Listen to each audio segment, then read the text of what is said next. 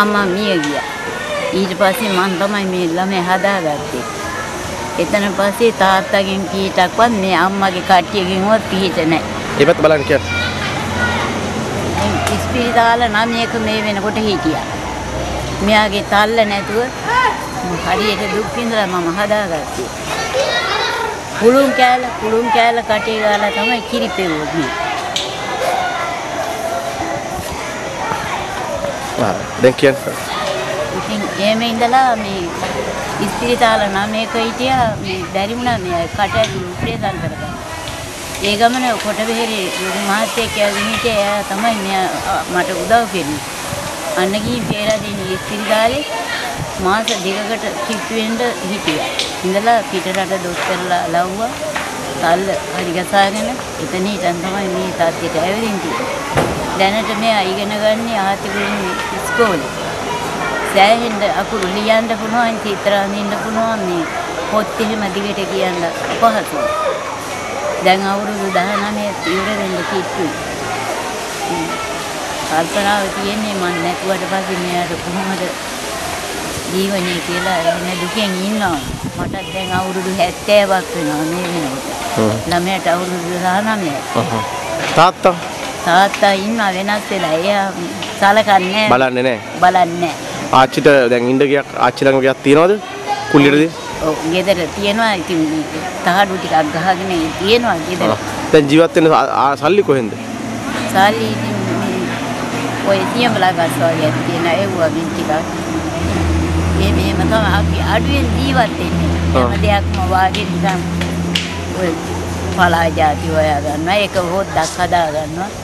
ණය තුරුන් නැතුව ජීවත් වීම සාධාරණයි කියලා හිතෙනවා. බයයි ඉතින් අපිට මේ ළමයා ගැන ඉතින් ආච්චිගා මේ ළමයා විතරද ඉන්නේ? දැනට ඉන්නේ මේ ළමයා. 4 දෙනෙක් අම්මයි තාත්තයි සලකන්නේ නැති 4 දෙනෙක්. හැදුවා. මේ වෙනකොට දෙන්නේ පැවිදි වෙලා. මේ පිරිමි දරුවෝ ගැන නම් එච්චර හිතේ කල්පනාවක් නැහැ. මේ ගෑනු දරුවා ගැන තමයි කල්පනාව තියෙන්නේ. දැන් ගෑනු ළමයි කින්දා එන බයයි. දැන් ආච්චි මොනවගේද බලාපොරොත්තු වෙන්නේ? මට බලාපොරොත්තු මහත්තයා ඕනකම තියෙන්නේ මෙයාට සසරක් යන හැටි මගක් පෙන්නලා දුන්නොත් ඒක මට ලොකු දෙයක්. එතකොට මට හිතට සැහැල්ලුවක් තියෙනවා. මාස 3ක්ම පුළුන් කෑල්ල කටේ ගාලා මේ කිරි දීලා තියෙනවා මෙයාට. සූප් පින්වත් බොන්න බැරිලා තියෙනවා. මොකද වෛද්‍ය සාතිකේ ගොඩාක් තියෙනවා. මේ කකුලත් මේ ළඟදී දැන් අවුරුදු 5ක් අය මේ කකුලේ. දොස්තරලා බලලා කිව්වා හස්ති වැඩිම අඩු හින්දා කියලා. අන්න ගියා මේ ඇවිදින්න පුළුවන් කරදරයක් නැහැ. අමාරු ඉපයින් යන. බයිසිකල්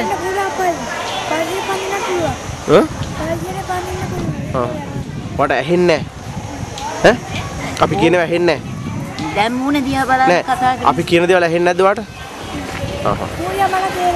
දැන් මම කියන්නේ මොනවද කියලා මූණ දිහා බලම තේරෙනවා. ඔයාට මොනවද තියෙන අපහසුකම්?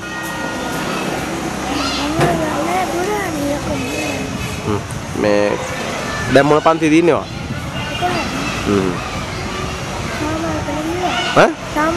ලීවේ නැහැ තාම. ලිව්වා. ගිය අවුරුද්දේ ලියන්න තිබ්බේ මේ අවුරුද්දට අරගෙන තියෙනවා. ලියන්නේ? ඉතින් එයා කියනවා විභාගේ ලියපු ගමන් දැන් ඔයා ආච්චිත් එක්ක දින්නේ? අත්තත් ඉන්නවා. අත්තත් ඉන්නවා. 80 යත්තා. අත්තයි ආච්චි එක්ක ඉන්නව දෙන්න. හරි. දැන් ඔයාගේ මොකක්ද අනාගතේ බලාපොරොත්තු? එයා නම් හොඳ දේවල් බලාපොරොත්තු තියෙනවා. මට ගේ හදන්න හොඳට. ඒවා ඉතින් කියනවා. ඔය රුපියල් 100ක් හම්බ වෙනවා. කොහෙන්ද? ඒකත් මම පොතට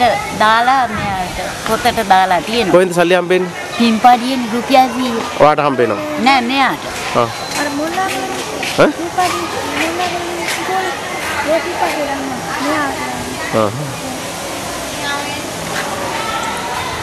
මෙයාට ඉතින් ඇඳුම් එහෙමනේ මහත්තයා. උගාට ඉතින් ඔය පිටින් ඔය වගේ හම්බෙන්නේ. උදව් කරනවා.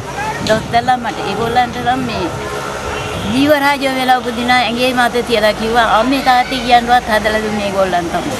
හිතන්නේ දොස්තරා කිව්වා මට මේක හදන්නම බෑ කියලා. තරම් බොහොම අමාරුවෙන් හැදුවා. දැන් හිතේ තියෙන්නේ බය මෙයා ගැන මන් නැතුවට පස්සේ මෙයාට කොහොමද කියන එක තමයි හිතේ තියෙන්නේ.